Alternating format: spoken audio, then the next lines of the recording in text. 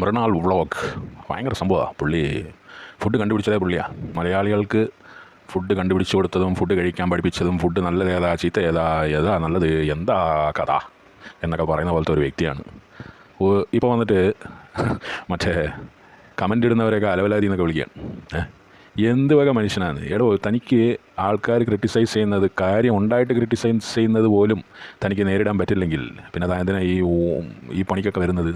അങ്ങ് വ്ളോഗറായിട്ട് തന്നെ അങ്ങ് ഉണ്ടാക്കിയാൽ പോരായിരുന്നു. വ്ളോഗറായിട്ട് ഉണ്ടാകുമ്പോൾ ഞാൻ നേരത്തെ എൻ്റെ ഒരു ചില വീഡിയോസിലൊക്കെ പറഞ്ഞിട്ടുണ്ട്. അതായത് നമ്മുടെ മലയാളികളുടെ ഒരു പ്രശ്നം എന്ന് പറഞ്ഞാൽ ഈ വ്ളോഗിങ് ചെയ്യുന്ന ആൾക്കാർ ആരെങ്കിലൊക്കെ കളിയാക്കി കഴിഞ്ഞാൽ, ആരെങ്കിലൊക്കെ വന്ന് തള്ളിക്കഴിഞ്ഞാൽ, ആരെങ്കിലൊക്കെ അങ്ങ് തേച്ച് ഒട്ടിച്ച് കഴിഞ്ഞാൽ അത് ഭയങ്കര ഇഷ്ടമാണ് നമ്മുടെ ആൾക്കാർക്ക്. അതുകൊണ്ടാണ് ഇങ്ങനത്തെ കീടങ്ങളൊക്കെ വളർന്നു വന്നതേ. ഈ തൊപ്പി, ഇയാൾ കുറേ എണ്ണം വന്നിട്ട് മറ്റേ എല്ലാവരും പുച്ഛിക്കുക. എല്ലാവരും മറ്റേ ഈ ഇടയ്ക്ക് മൈത്രേ എന്ന് പറഞ്ഞൊരു അയാളുണ്ടായിരുന്നല്ലോ, അയാളുടെ കുറേ വീഡിയോ ഒക്കെ കുറേ ആൾക്കാരൊക്കെ ചെയ്തതാണ്. ഞാൻ വീഡിയോ ചെയ്യണമെന്നൊക്കെ വിചാരിച്ചിട്ട് കുറേ ദിവസമായി. നമുക്ക് സമയമില്ല, വീഡിയോ ചെയ്യാനുള്ള സ്ഥലമില്ല. പാവപ്പെട്ടവൻ ഇയാൾ പറയുന്നുണ്ട്, ഇയാളുടെ റെസ്റ്റോറൻറ്റിൽ വരുന്നവരൊക്കെ പാവപ്പെട്ടവർക്ക് വേണ്ടിയിട്ടുള്ള റെസ്റ്റോറൻറ്റാണ്, സാധാരണക്കാർക്കുള്ള റെസ്റ്റോറൻറ്റാണ്. എന്നാൽ cheap restaurant, cheapest prices in this restaurant എന്ന് വെച്ചുകൂടെ പേര്? അങ്ങനെ വെക്കില്ല. അങ്ങനെ വെച്ച് കഴിഞ്ഞാൽ നാണക്കേട്. അങ്ങനെ വെച്ച് കഴിഞ്ഞാൽ അതൊരു കോൺട്രവേഴ്സി ആയി പോകും. അല്ലേ കോൺട്രവേഴ്സിയാ ഇയാൾക്ക് പറയാനുള്ള ഒരു ഒറ്റ ഡയലോഗ് പണ്ട് നമ്മുടെ തിലകൻ ചേട്ടൻ പറഞ്ഞു വെച്ചിട്ടുണ്ട്.